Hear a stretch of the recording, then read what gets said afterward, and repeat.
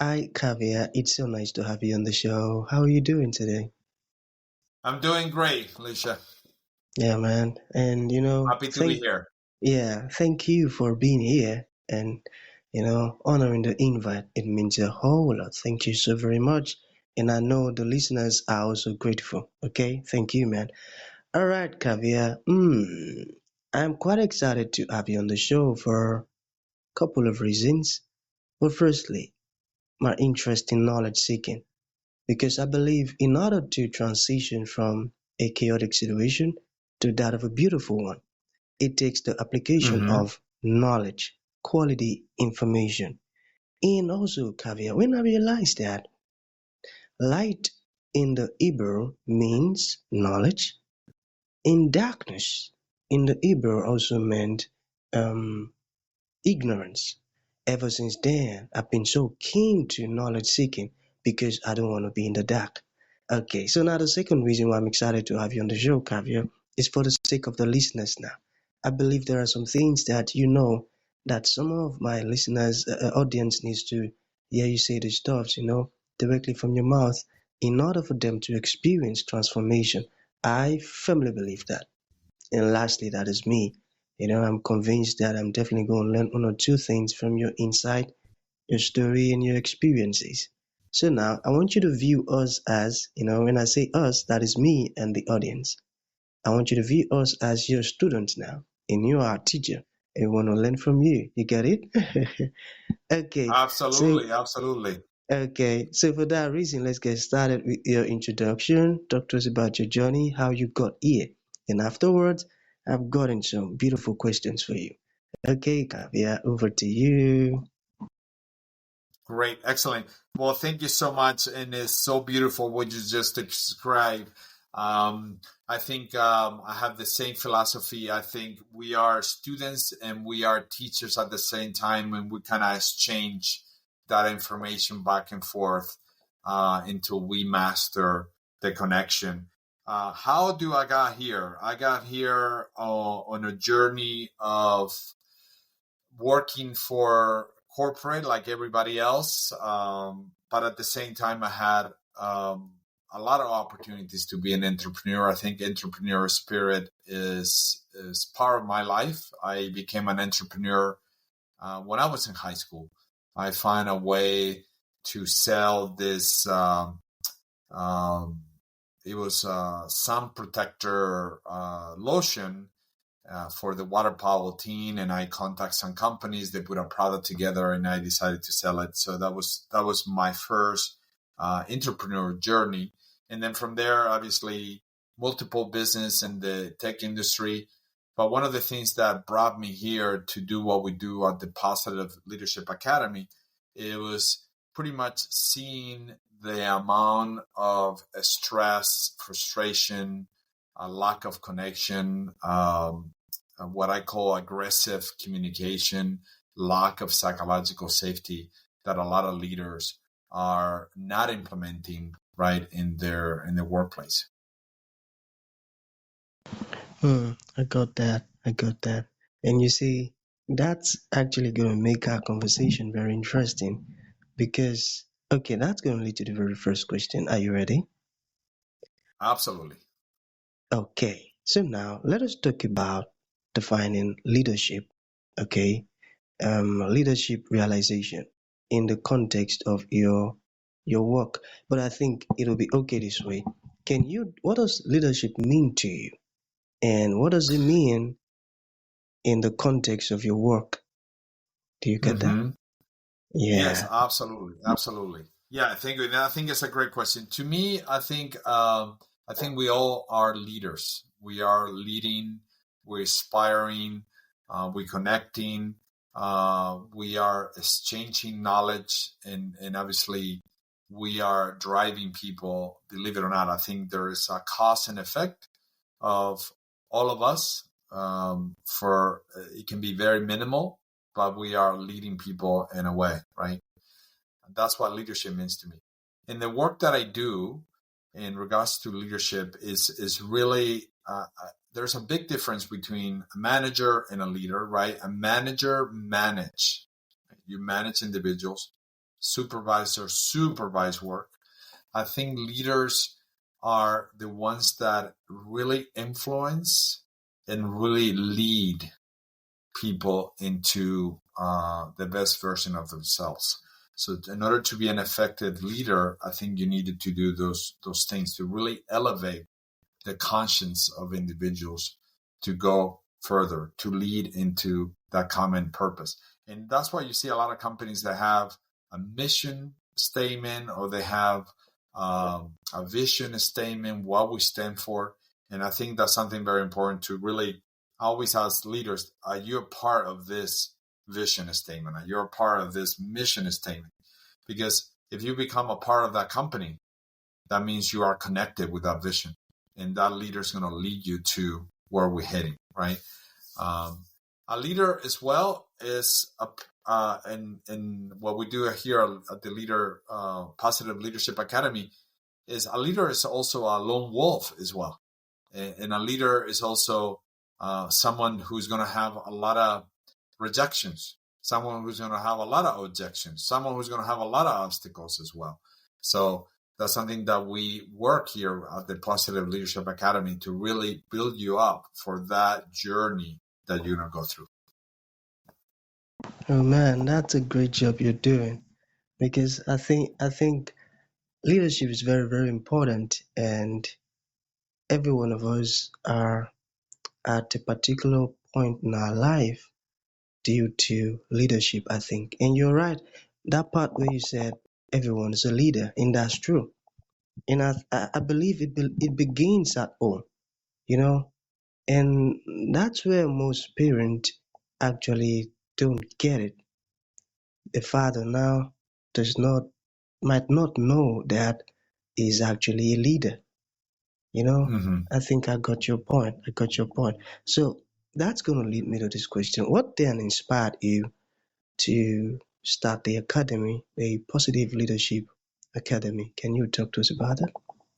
Yes, I have an amazing business partner, Felix Viloria, and we connected thanks to a framework called Appreciative Inquiry, and which has been implemented for 30 plus years.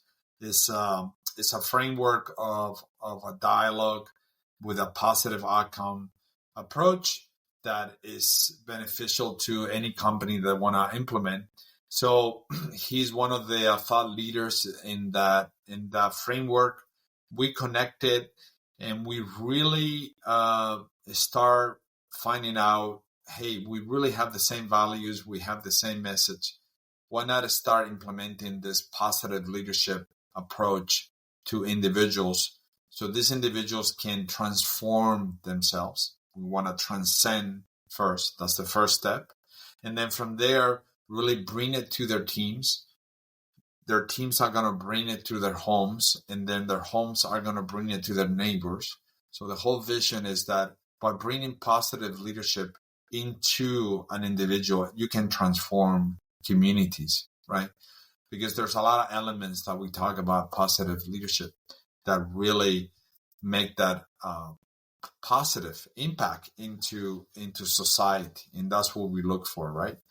And that can be inclusion, that can be psychological safety, that can be well-being, that can be non-aggressive conversations that you're having with individuals, that can be also your growth mindset to have as a leader, how to be an effective communicator, how to really have true empathy for individuals and compassion, right? How to create a belonging system where people feel welcome instead of feeling rejected and feeling out of place in that as well.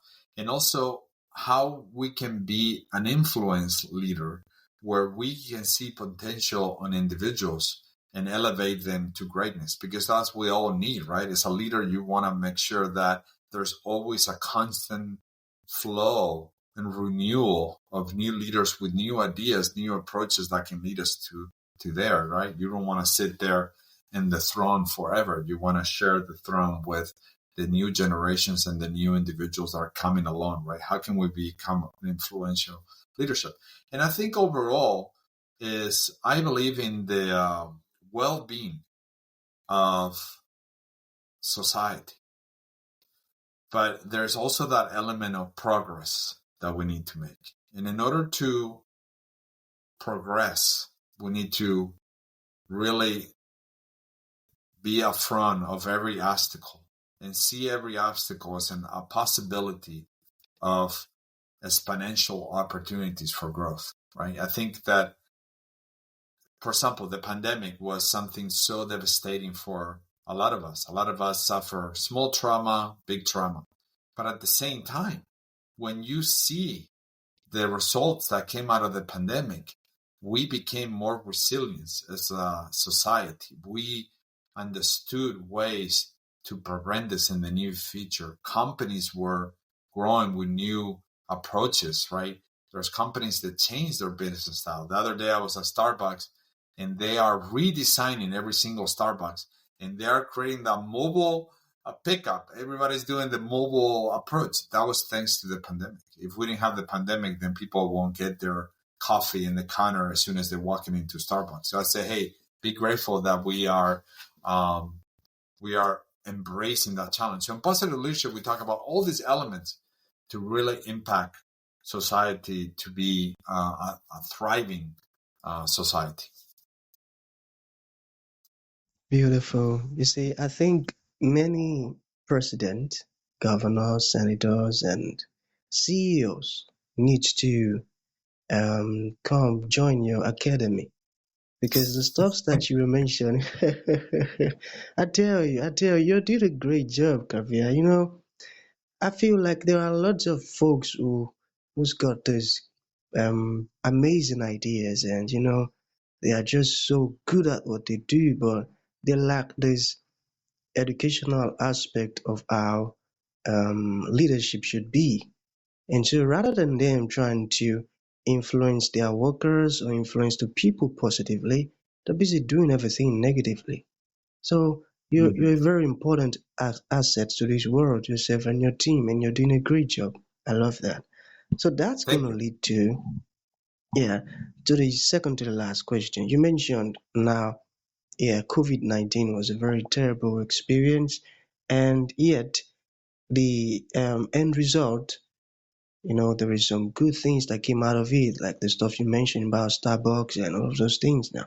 Okay, so let's say someone asks you, hey, Javier, how can I overcome challenges? I've been so sucked deep into so many challenges for years now. How can I come out of these stuffs? You know, it's just so frustrating. What would your response be? Absolutely. And you mentioned challenges and frustration right there. That's what I'm hearing. And it's a great question, right? There's no silver bullet. There's no magic pill. But frustration is in a way is negative emotion that we're having, and the root to that is anger. So as soon as we stay in frustration, we're not going to be able to find an outcome, a positive outcome of that, because we're staying with that emotion of I am frustrated, I am angry, things are not happening, right? So how we overcome challenges? We all have challenges, but I see challenges as an opportunity. I see challenges as a possibility that things can turn the other way. If we don't see challenges, we don't grow, right? So it's like obstacles, right? We all are born, and when you see the birth of a child, it's not an easy journey, right? How we come out of the world, right? And we start walking. I mean, how many times have we fallen where we are a baby, learn how to walk? I mean, nobody remembers that, but I'm pretty sure more than 100. Even anything it becomes a challenge, but that challenge becomes an opportunity, because look at us now. Look at us now. We can walk, we can go on journeys, we can run, we can jump, we can do amazing things if you are an athletic person. So the challenge is an opportunity for growth, but we need to disconnect in a way, or do emotional agility from frustration to possibilities or faith. Oh, I got this. I'm moving. That's the first step. Once we have that, okay, great, excellent. This is something interesting happening. This is something that can lead me to a better place. How can I move to our world goal, right? And I know a lot of people say, hey, you don't, very basic comeback. A lot of people say, well, you don't understand. You don't understand. Yeah, absolutely. I don't understand all the issues that are happening in the world. But we want to get better, do we? Yes, we want to overcome that challenge. Yes, well, we need to change our emotions to be a positive one and find the possibilities, right? I am a trauma survivor. Right? I came to the United States with 1940s luggage and 2 pair of pants, right? Yes, there were moments in my life where I came home and there was no electricity at all. And there were challenging moments. But I say, you know what? I have faith. I got to change this. I got to find a way. I got to find a way. I got to fight this. This is not happening, right? I'm going to learn ways so that doesn't happen anymore. Right? So yes, I know there's people out there with a lot of challenges, but that's an opportunity for growth, believe it or not. We just have to shift into the possibilities of, hey, what we want to do, what we want to move forward, who can be a resource, who can I learn from, who can support me and to get to where I'm going to go. Amazing. That was a powerful answer and very, very educating. I love that. Okay, Javier, it has been an amazing moment with you on the show. So to bring this to an end, what would you like to leave the audience with, like a final thought? And to those ones who would like to reach out to you, learn more about what you do, maybe you said some things that resonate with them and they would like to learn more. How can that be possible? Yes, they can reach out to me through LinkedIn. If you go Javier Llerena, I am there. Please connect with me. Love to share more information. And I think what I want to leave with your audience is we need to, for me, the biggest purpose of a leader is to serve. And in order to serve, I'm going to say something very, very strong for some listeners. In order to serve, we need to do what I call the ultimate sacrifice. And the ultimate sacrifice is always pushing yourself to the limit of what you can do. Always embracing the difficult days. Don't give up. Let's get going. Because the more we do that, the more we're going to grow, right? When you see in all the religions, when you see in all the faiths out there, that's the ultimate sacrifice. To be the best version of yourself, the only way we can get there is eating those obstacles, those challenges for breakfast. We got to get going.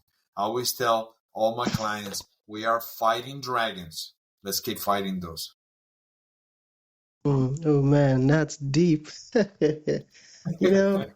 got that. Now we've got so many breakfasts to eat, I tell you. I love that. That's right. Let's go. Amazing. Okay, man. So that's going to be the end of the show, Javier. Thank you for coming and thank you for sharing these powerful words with us. It means a whole lot. Thank you so very much, man. Thank you. Thank you for having me.